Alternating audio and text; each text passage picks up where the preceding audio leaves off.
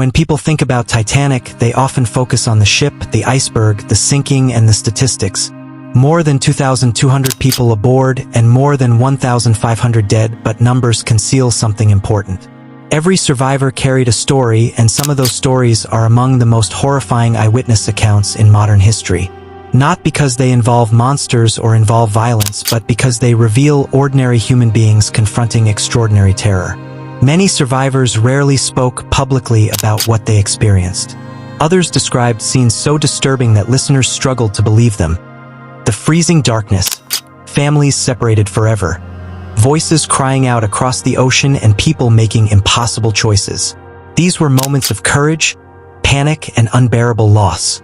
Today, we examine some of the most haunting stories left behind by Titanic survivors, not to sensationalize tragedy, but to understand what the disaster actually felt like for the people who lived through it, because behind every historical event are human experiences. And few events generated experiences as unforgettable as the night Titanic disappeared beneath the Atlantic. To understand survivor accounts, we must first appreciate the contrast. Only hours before the disaster, Titanic represented comfort, luxury, and confidence. The ship was brightly illuminated. Passengers enjoyed music, conversation, fine dining, and warm accommodations. Many believed they were aboard the safest ship in the world. Nothing about the evening suggested catastrophe. That normality makes survivor testimony especially powerful because the transition from routine to terror happened gradually and then all at once. One of the first surprising details in survivor accounts involves the collision itself. Many passengers barely noticed it. Some felt a gentle shudder while others experienced a slight vibration. A few noticed nothing at all. There was no dramatic explosion and no violent crash. No immediate panic.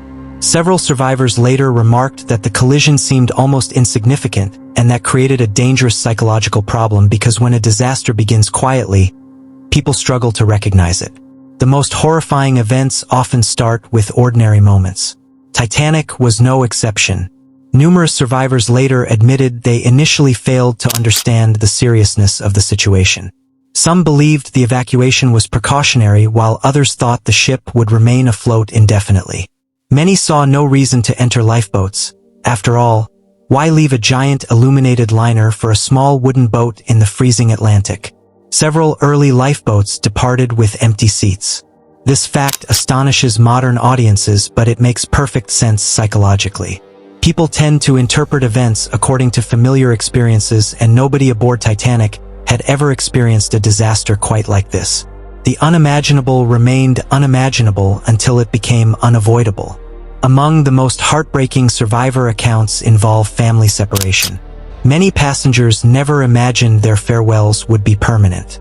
Husbands helped wives into lifeboats. Parents reassured children, and brothers promised to follow later. Countless people expected reunions. The belief was understandable as the ship remained afloat. The lights remained on and rescue seemed possible. Few realized they were saying goodbye forever. One recurring theme appears throughout survivor testimony. The final conversations were often ordinary. Simple words, normal reassurances and promises, and that ordinary quality made the loss even more devastating. Many male survivors carried memories of impossible decisions, while others carried memories of being unable to make decisions at all. Numerous men watched wives and children descend into darkness aboard lifeboats while they remained behind. Some expected additional boats. Others expected rescue, while some believed they would survive somehow. As the situation worsened, those expectations collapsed. Several survivor testimonies described the psychological agony of watching loved ones disappear into the night without knowing whether they would ever meet again. For many, that moment proved more frightening than the sinking itself. One of the most famous stories from Titanic concerns the orchestra led by Wallace Hartley. The musicians continued performing as the disaster unfolded. Survivors repeatedly recalled hearing music drifting across the decks. The psychological impact was extraordinary. Imagine standing aboard a sinking ship.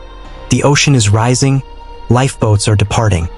The future is uncertain, and somewhere nearby, musicians continue playing.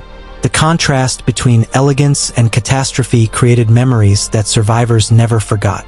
Many later described the music as both comforting and deeply unsettling, a reminder that civilization itself seemed to be fighting against chaos.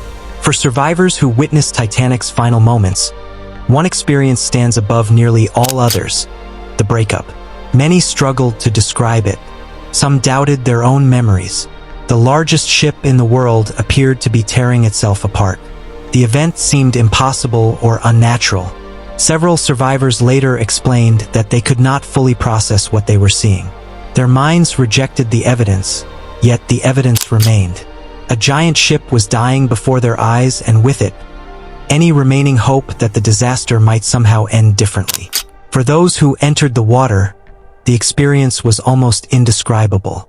The North Atlantic that night was lethally cold. Survivors frequently emphasized the shock, not merely coldness, shock. The body reacts instantly. Breathing becomes difficult, movement becomes difficult, and thinking becomes difficult.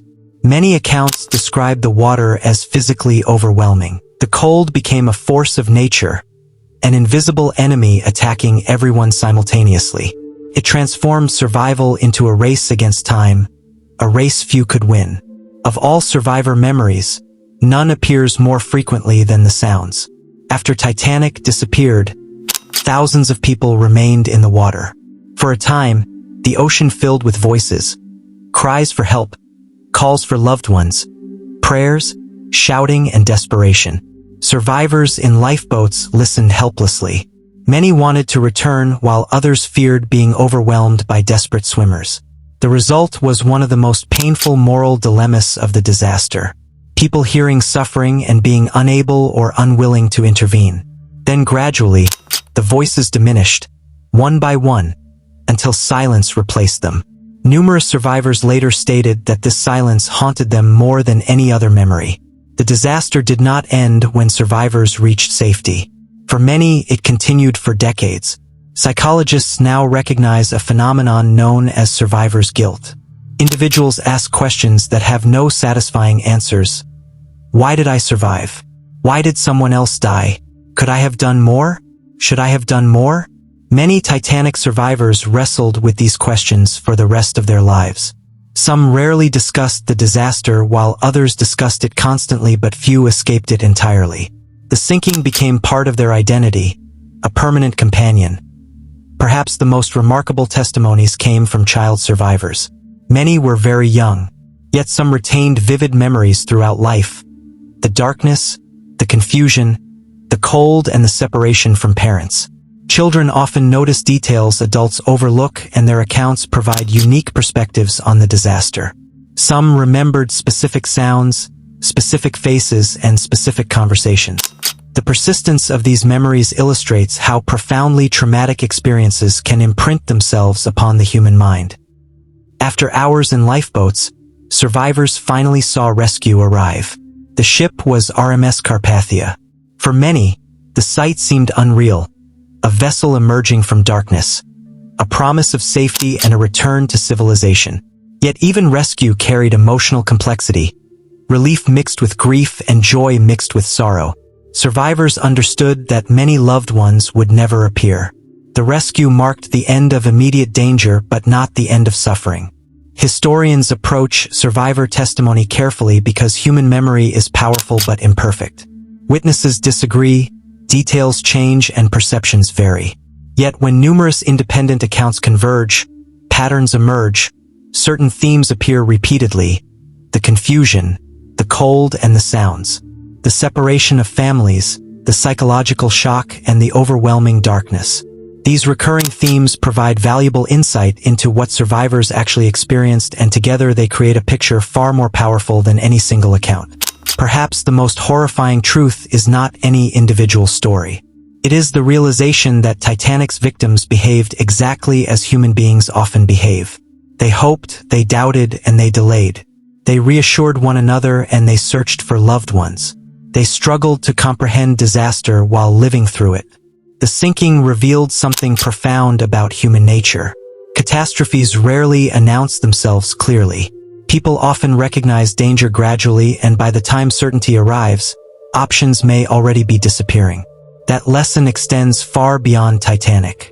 which is one reason the disaster continues to fascinate historians more than a century later. The most horrifying stories from Titanic survivors are not frightening because they involve ghosts or mysteries. They are frightening because they are real people, real decisions, real losses, and real memories. The survivors carried those memories for decades. Some shared them publicly while others remained silent. But together, their testimonies transformed a shipwreck into something larger, a human story. A story about courage and fear, hope and despair, and luck and loss. More than a century later, Titanic rests in darkness on the ocean floor. Its steel is slowly disappearing and its decks are collapsing. Its physical remains are fading, but the voices of the survivors endure, and through those voices, we are reminded that history is not merely a collection of events. It is a collection of human experiences. Experiences that continue speaking long after the people themselves are gone. The Atlantic eventually claimed Titanic, but it never silenced the stories, and perhaps it never will. If you are enjoying this deep dive and want more captivating, thoroughly researched videos like this, consider subscribing. I post in-depth documentaries that separate evidence from speculation and explore stories you won't hear in a typical news report. The series continues, and our next video will feature the title, "What Happened to the Bodies After Titanic Sank?"